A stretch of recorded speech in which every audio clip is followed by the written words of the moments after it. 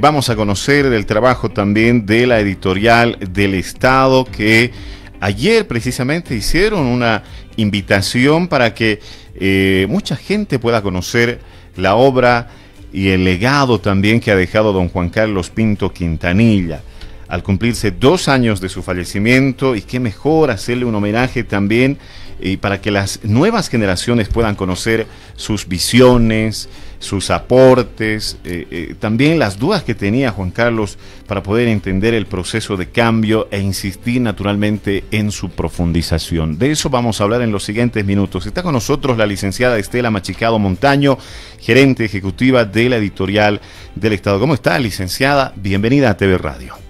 No, más bien, buenos días primero a todos ustedes. Un gusto poder compartir este espacio para comunicarles, informarles sobre lo que hace la editorial, y en esta oportunidad con mucha alegría sobre la presentación de la obra reunida de Juan Carlos Pinto Quintanilla.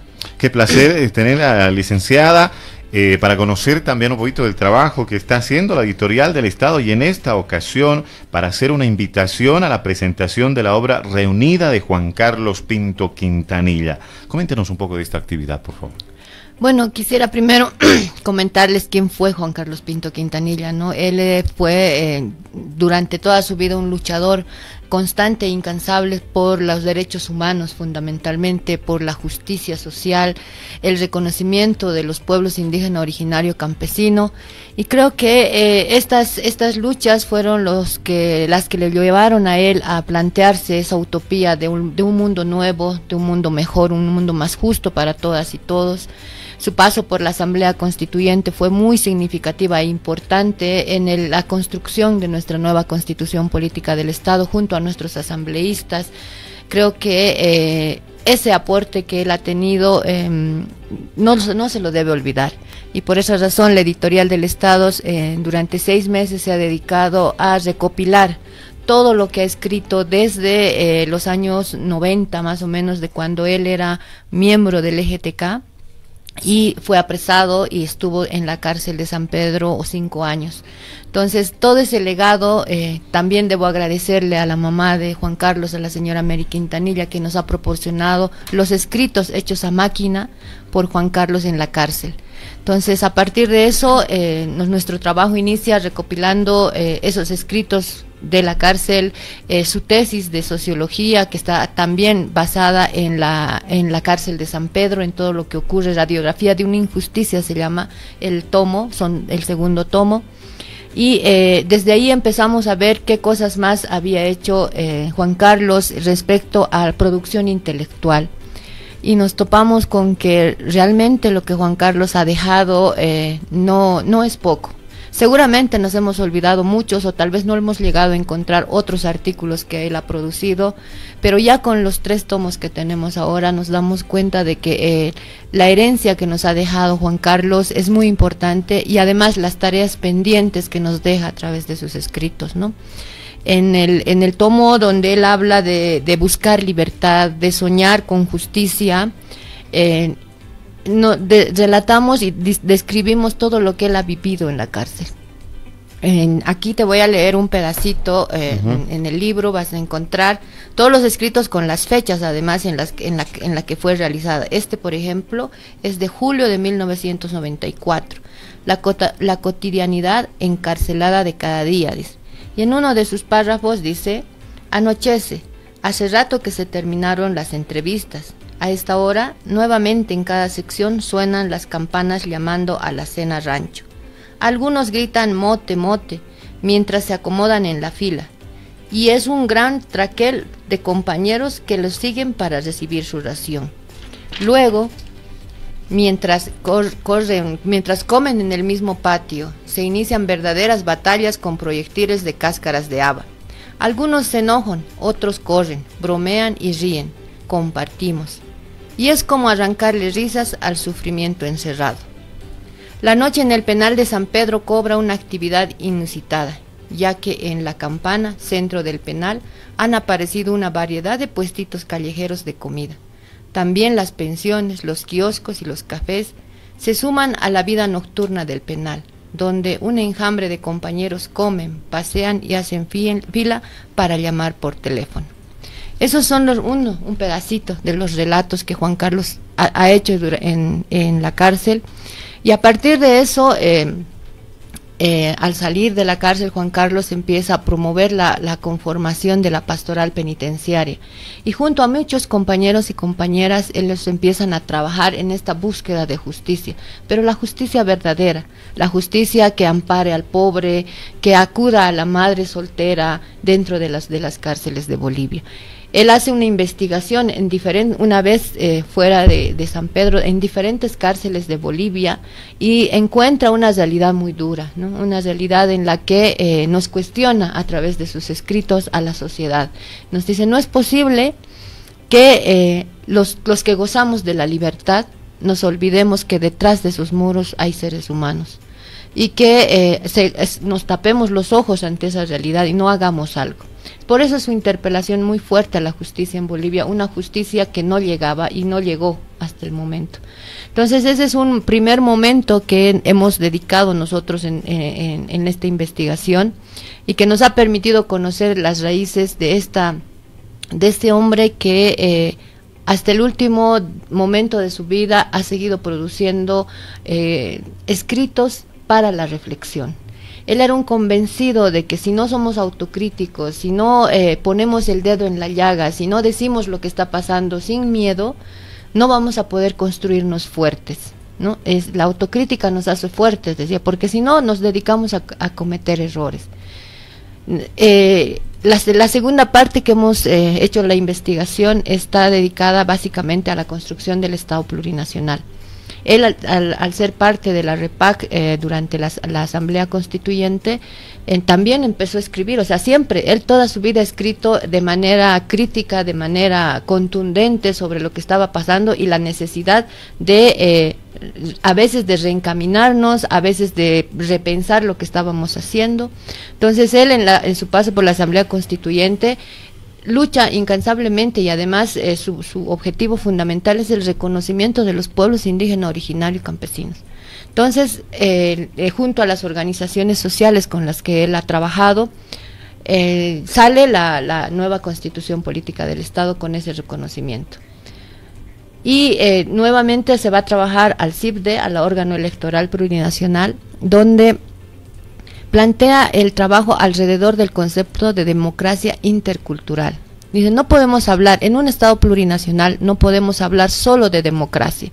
Tenemos que hablar y entender la interculturalidad como parte de la construcción de esa democracia.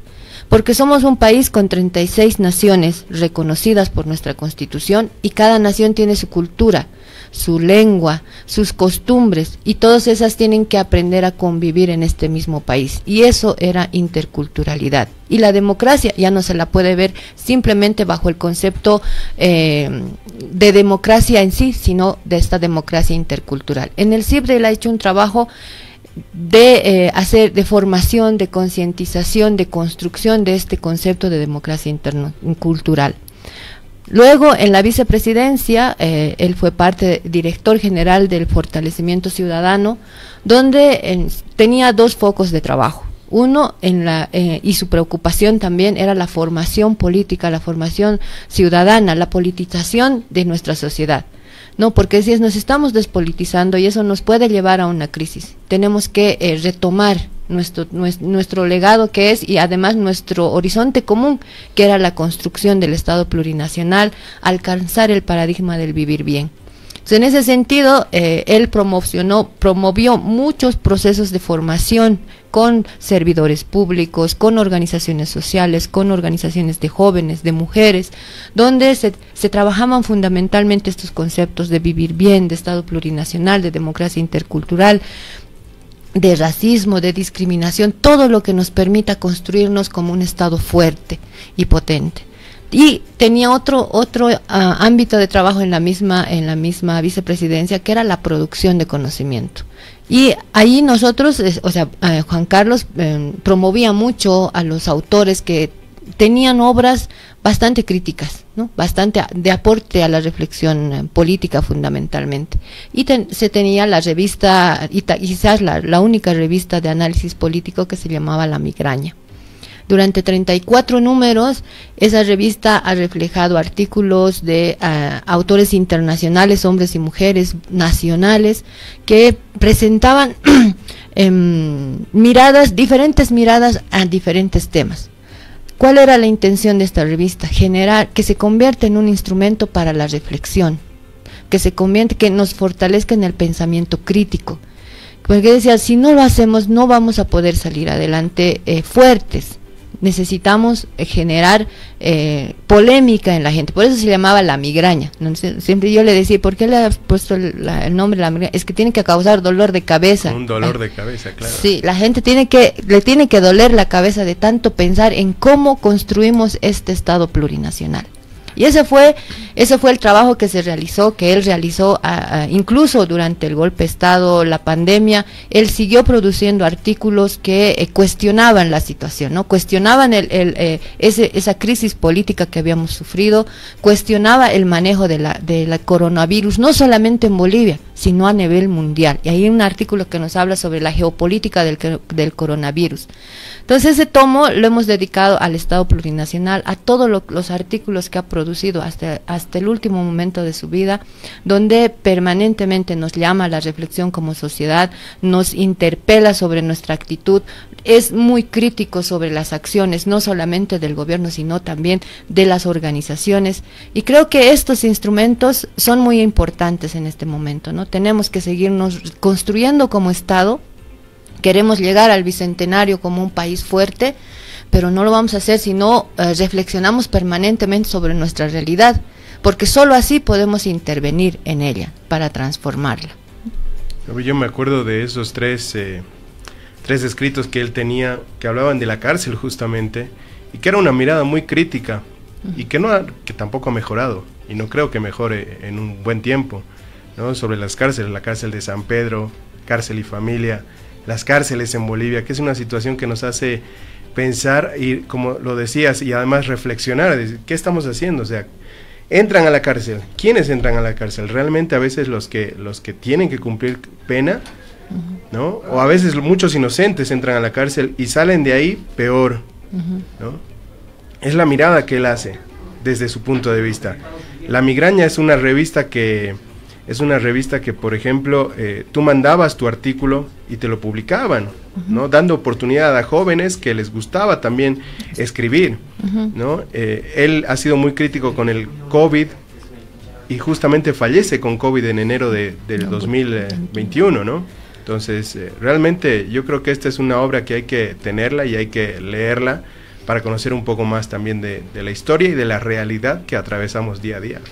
Sí, Juan Carlos era un convencido de que la memoria tiene que mantenerse viva, que no podemos olvidarnos. Y a partir de eso, en los procesos de formación, él siempre empezaba todo proceso con la historia de Bolivia. Pero no la historia oficial que nos contaron en el colegio, sino toda esa historia de reconocer a las luchas de las organizaciones indígenas, de los pueblos indígenas, incluso en la guerra de la independencia, cómo los pueblos indígenas fueron parte de esta guerra para independizarnos, cómo los movimientos indígenas antes de la independencia también ya estaban vivos, ¿no? Como la de Tupac Katari, la de Tomás y Damaso Katari, la de Apiahuayqui Tumpa. Entonces siempre estaba con esa mirada de decir, no podemos avanzar si no miramos un poquito atrás y nos reconocemos y identificamos de dónde venimos y nos sentimos orgullosos de dónde venimos. Entonces, en el equipo, en la vicepresidencia, por ejemplo, podías encontrar a alguien que había estudiado en el Franco Boliviano, vivía en la zona sur, pero también teníamos compañeros que vivían en el Alto, en Río Seco, en Villa Ingenio, y juntos en el equipo se reflexionaba sobre lo que estaba ocurriendo en ese momento en nuestro país. Exacto, y de hecho es una de las personas que da mucho a reflexionar, más que todo a los jóvenes, y es por ello que se saca esta obra reunida, como está denominado, de tal manera, porque uno de los objetivos, muy aparte también, era, como usted acaba de mencionar, la transformación de las injusticias, la construcción de que sea un mundo igual, un mundo justo, ¿verdad? Entonces, y es lo que todos, creo yo, tratamos de buscar, y es buenísimo tener también lo que sacó por esta parte el estado de la editorial como tal de Juan Carlos Pinto Quintanilla. La interrogante que yo tengo, usted ya acaba de mencionar lo que son 6 meses de recaudación de información como tal. ¿Cuántas personas trabajaron en cuestión de investigación y para poder recabar toda esta información como tal, yendo tal vez a lugares más familiares, más personales, como usted nos mencionaba, ir directamente a la mamá de Juan Carlos Pinto Quintanilla? Sí, creo, bueno, en el equipo hemos trabajado 4 personas. Pero una vez que nos hemos contactado con los compañeros y compañeras para decirle queremos hacer esto, este es el proyecto, no ha sido difícil que nos manden. Inmediatamente llegaban los correos, llegaban por WhatsApp artículos, llegaban fotos, llegaban videos, todo. Digamos que el trabajo más fuerte ha sido organizar todo lo que nos había llegado, ¿no? De ver a qué periodo de su vida correspondía y cómo lo íbamos a armar. Es por eso que identificamos 3 tomos, porque no se podía, ¿no? Era mucho lo que llegaba. Y la parte del trabajo con la mamá de Juan Carlos, sí, eso fue un poco más sentimental, más difícil por los sentimientos, ¿no? Se tuvieron que remover un poquito muchas cosas y siempre duele, ¿no? Duele a todo el mundo. Y esa ha sido, digamos, un poquito más delicada, pero los demás, yo agradezco mucho a todos los compañeros y compañeras que una vez que se han enterado lo que estaba, el proyecto que teníamos en la editorial del Estado, se han comunicado con nosotros, nos han mandado material, y el producto de todo, esto creo que es el producto de todos ellos, ¿no? De todos los que nos han apoyado, los que nos han ayudado a encontrar cosas. Y bueno, ya está listo, están aquí la obra reunida de Juan Carlos Pinto, son 3 tomos que consideramos necesarios en este momento. Creo que Juan Carlos fue uno de esos hombres imprescindibles que en este momento hubiera estado cuestionando, ¿no? Hubiera, como anoche alguien dijo, hubiera estado incomodando. Y eso es lo importante, tener a alguien que te incomode, porque solo así puedes crecer más. Porque si te alaban y te alaban, siempre piensas que lo estás haciendo bien. Pero si alguien te dice, no, te estás equivocando, lo que te está diciendo es que puedes mejorar. Y eso es lo que él decía. Cada día tenemos que plantearnos cosas más grandes, pero sin dejar de pensar en los errores que hemos cometido. Otra cosa que él decía, no solamente se trata de acumular conocimiento. Cuando en algún momento alguien decía, no, para que sea funcional tiene que ser máster, doctor y no sé qué, decía, ¿de qué te sirve acumular conocimiento si no lo sabes compartir? Él hablaba mucho de compartir las cosas. Creo que ese es su sentimiento de amar al prójimo, él sí lo tenía muy bien grabado en su corazón. Yo creo que su intención de joven era ser sacerdote. Bueno, se encaminó hacia otro lado, pero ya su mamá me contaba que desde muy niño él era así muy solidario, le dolía mucho el dolor ajeno a él, ¿no? Entonces se sentía muy parte de esas injusticias y todo. Y la teología de la liberación era una de sus banderas. Él siempre nos reflexionaba alrededor de Jesús el carpintero, ¿no? Entonces cuando nos sentábamos a hablar con él era eso, decía, tenemos que hacer lo que Jesús hubiera querido, el reino de Dios aquí en la tierra. Y aquí en la tierra es dar justicia, hacer que la gente no sufra, que no tenga que pasar hambre, que los niños tengan que ir al colegio. Eso es lo que tenemos que lograr. Y creo que esa es la tarea pendiente que nos ha dejado Juan Carlos y que no debemos olvidar, que todavía no lo hemos logrado. Somos un Estado plurinacional en construcción, todavía sigue siendo una utopía y esperemos que de a poco sigamos construyendo un mejor mundo para todas y todos. Bien, importantes datos, 6 meses de trabajo, 13 tomos que prácticamente resumen esta obra que Juan Carlos Pinto naturalmente hizo. En esa amplia explicación que nos ha dado a conocer también la gerente, cuán importante va a ser también que las nuevas generaciones no conozcan de este trabajo, de las vivencias, los aportes, las dudas, especialmente en la construcción del proceso de cambio.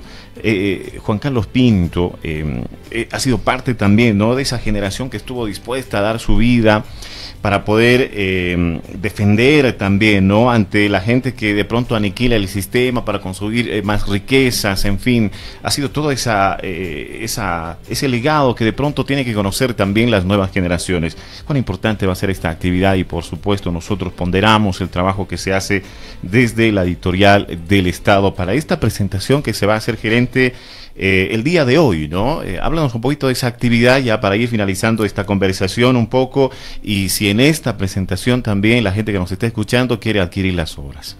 Sí, bueno, esta noche creo que va a ser un acto muy emotivo. Vamos a tener incluso un marco musical para recordar a Juan Carlos junto a la agrupación Altiplano, que era uno de los grupos que a él le gustaba mucho. Y bueno, la participación de Ichazu Arias, que va a ser la comentarista. Leticia Lorenzo, que fue parte de la pastoral penitenciaria, se va a conectar por Zoom para hacer el comentario del libro también. Bueno, la actividad está enmarcada en recordar a Juan Carlos y tenerlo en el corazón. Y yo personalmente no quiero pensar que ha muerto. Entonces, en ese marco vamos a hacer el homenaje, la presentación de los 3 tomos de su obra reunida. Quisiéramos que se conviertan en un instrumento para la reflexión permanente, principalmente para los jóvenes, para las nuevas generaciones. Que bueno, va a estar a la venta esta noche a 80 bolivianos, toda la obra completa. Y los 3 tomos, 80 bolivianos.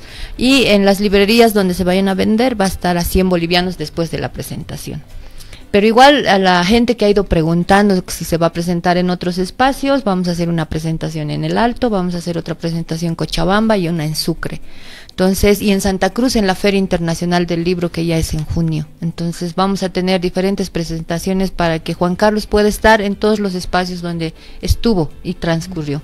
Bien, ahí está entonces la invitación para que ustedes vayan esta noche a las 19 horas en el Palacio de Comunicaciones de la Avenida Mariscal Santa Cruz para hacer esta presentación de la obra reunida de Juan Carlos Pinto Quintanilla. 80 bolivianos, los 3 tomos, accesible, vayan, asistan. Es importante conocer también este tipo de actividades que van realizando también desde la Editorial del Estado. Los hemos estado siguiendo también en las diferentes ferias del libro que ustedes han tenido. Bueno, y habrá oportunidad también de poder conversar sobre las actividades que ustedes tienen ahí en la Editorial del Estado.